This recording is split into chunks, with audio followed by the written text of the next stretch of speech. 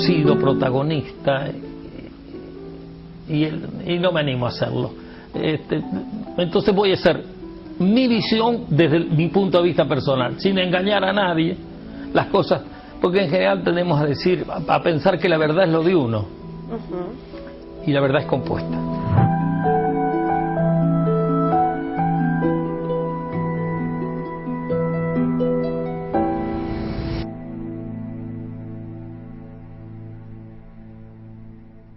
Alberto, vamos a hacer un poco de historia.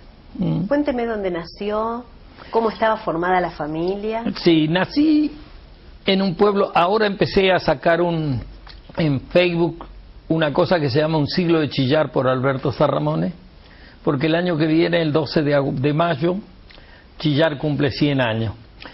Y como uno nos aseguró el todo, empecé a trabajar ya para tenerlo terminado pronto. Estamos trabajando con un muchacho que es el que hace la computación. Mi madre vivía en Chillar, en la zona de Chillar. La familia de mi madre, los Abalsa Espasandín, vivían en la zona de Chillar desde antes de la fundación. Mi madre había nacido en 1910. Mi padre había nacido en Juárez en 1904, pero se vino a trabajar de peón de campo con un señor Pitaluga que terminó siendo cuñado de él. Se casó con la mayor, con tía María Luisa, la mayor de todas. Bueno, después mi padre empezó a trabajar como chacarero, empezó a arrendar. Hubo un pariente que le dio un campo, le cedió un campo, y entonces eso le dio la oportunidad a mi padre de progresar, y a través del progreso de mi padre nosotros ya nos instalamos en Chillar. Yo hice la mitad de la escuela primaria en el campo. ¿Cuántos hermanos, Beto? 2, yo y el finado Mario Guillermo, que se murió muy joven a los 40. Mi padre y mi hermano murieron a 47, mi padre, y a 41 mi hermano.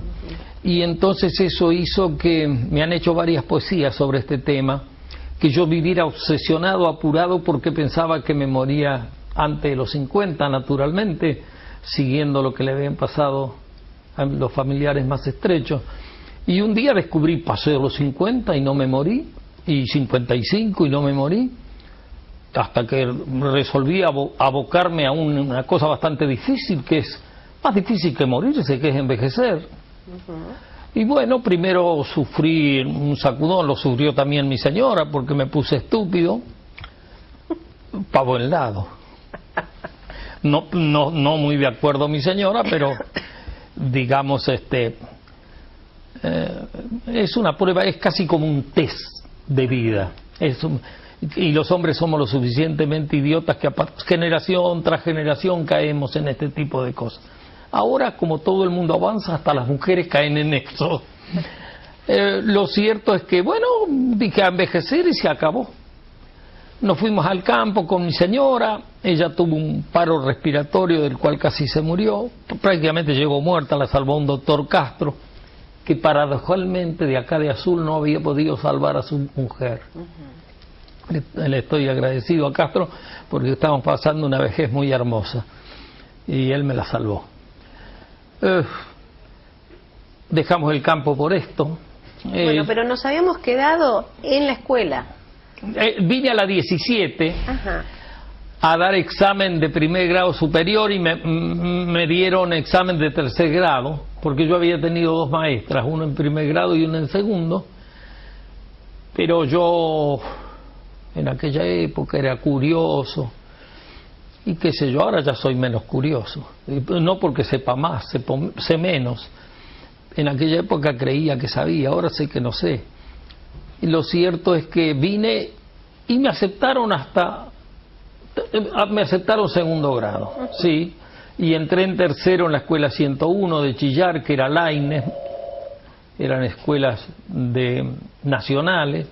La escuela de los pobres se llamaba en Chillar, y estaba la escuela de los ricos, que era la provincial número 8, que ahora es el secundario. Y bueno, en la Laínez había tercero y cuarto, y no había más, entonces pasé quinto y sexto a la escuela, a la número 8. Terminé sexto y bueno, en aquella época mis padres me llevaron al Colegio San José porque no había secundario en Chillar. Claro. Recién 3 años después vine a una pensión en Azul.